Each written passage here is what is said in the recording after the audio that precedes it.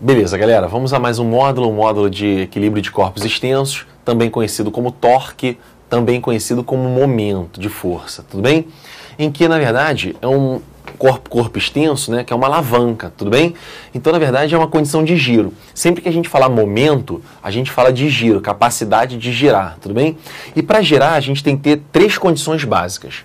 Tem que ter força, você não gira nada sem aplicar força, tem que ter distância até o ponto de giro, e a força e a distância tem que ser perpendiculares entre si. Isso é o mais importante, é o mais difícil, é o que a gente mais vai brigar para poder aprender. Pega a sua porta, por exemplo, tenta abrir a porta puxando a maçaneta. É fácil puxar e empurrar. Vai se movimentando para dentro da porta, ou seja, para perto da dobradiça. Conforme você vai indo para perto da dobradiça, vai ficando cada vez mais difícil de fechar a porta, né? Por quê? Porque para ter giro, quanto mais longe do ponto de giro você tiver, mais fácil é para você girar.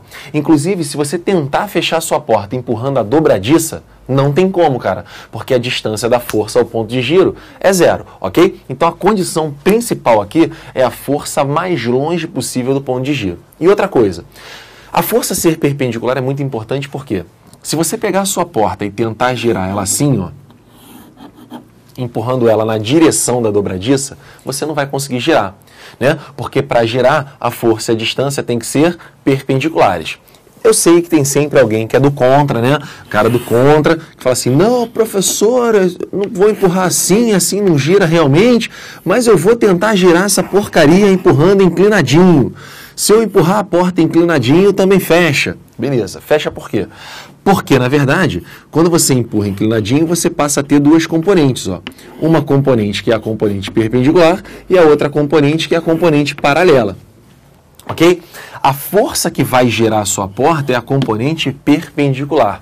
Para girar tem que formar ângulo de 90 graus. A paralela, o máximo que vai fazer é comprimir a dobradiça. Ok? Você vai apertar ela, pode quebrar a dobradiça, mas girar não vai girar, tá bom? Então, para ter momento, a gente vai ter essas três condições. Observem, a equação básica do momento vai ser a fórmula, né, do momento, como vocês preferem chamar, vai ser a força vezes a distância. Na verdade, gente, o momento é um vetor que ainda entraria aqui um seno de θ, né? Um produto vetorial entre FD, coisa que eu de jeito nenhum vou falar com vocês. Eu prefiro que você saiba que vai ser força, distância e que a força tem que ser perpendicular à distância. Tudo bem? Então guarda isso, olha o que eu estou falando. A força perpendicular à distância. Eu estou falando uma coisa e você está entendendo outra. Lá na frente a gente vai limpar isso. Observe o seguinte, ó. Exemplos. Vou dar alguns exemplos para ficar fácil de entender. Ó. Tem uma força de 5, uma distância ao ponto de giro de 2. Quanto é que seria o momento? Momento é força vezes distância. Reparem que a força já está perpendicular à distância, tudo bem? Então a força é 5, a distância é 2, meu momento deu 10. 10 o quê, né? Força em newtons, distância em metros, então o momento medido em Newton vezes metro, essa é a unidade de momento aí do sistema internacional, beleza? Então, momento de 10, tranquilo. Bem, a mesma coisa aconteceria caso eu tivesse aplicado uma força aqui, ó. Se não fosse essa, por exemplo, tivesse aplicado uma força de 5 newtons aqui. Reparem um detalhe, pessoal, se aqui fosse, por exemplo, 1 metro, reparem que a mesma força já teria uma condição de giro menor, né? Porque agora seria 5 vezes 1. Então, a minha condição de giro teria diminuído metade, né, cara? Então, era 10, ia passar a ser 5 vezes 1, ia dar 5 momento, né? Já se eu aplicar a força no ponto de giro, observem, momento, que é força vezes distância, né? A força é 5, mas a distância ao ponto de giro é 0. Então, forças aplicadas no ponto de giro não realizam momento, não giram o corpo. Então, o momento é 0. Tudo bem? Legal? Outro exemplo aqui rápido. Se eu tivesse feito assim, ó, e aí vamos logo para o que te interessa, né? Que é o mais difícil de tudo no momento. E se eu tivesse aplicado a força numa barra inclinada? Trazer mais para cá.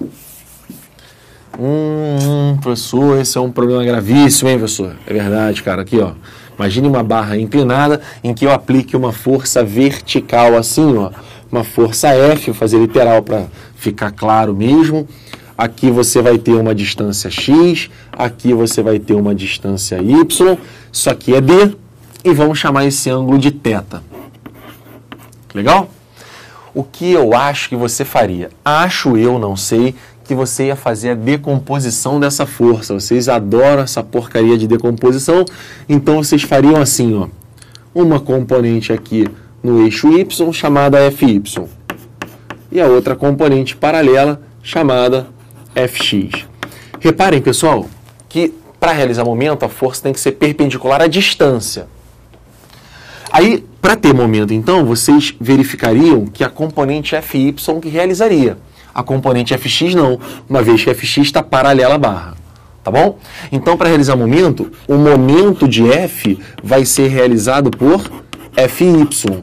Beleza? Então, vai ser FY vezes D. Observem que se esse é θ, esse é 90, esse é 90 menos θ. E oposto pelo vértice, ó, esse é 90 menos θ. Logo, θ estaria aqui, ó, fazendo com que o FY seja, olha só, F cosseno θ vezes D. E se eu aplicar o cosseno de θ, o F fica cosseno de θ x sobre D. X sobre D vezes D, chegando à brilhante conclusão que o momento de F, ó, vou escrever aqui do lado, o momento de F vai ser para a gente F vezes X. Turma, galera, muita atenção que o tio falou no início. A força e a distância tem que ser perpendiculares. Aí rola aquela coisa que estava no Facebook há um tempo atrás, né? Como é e como eu vejo, né? Como é e como eu escuto. Eu estou dizendo para você que a força e a distância tem que ser perpendiculares. E você está entendendo que a força tem que ser perpendicular à barra. E você pensou agora, e não é? Não. Eu disse a vocês o seguinte, a força e a distância tem que ser perpendiculares. Observe o que acabei de mostrar para vocês.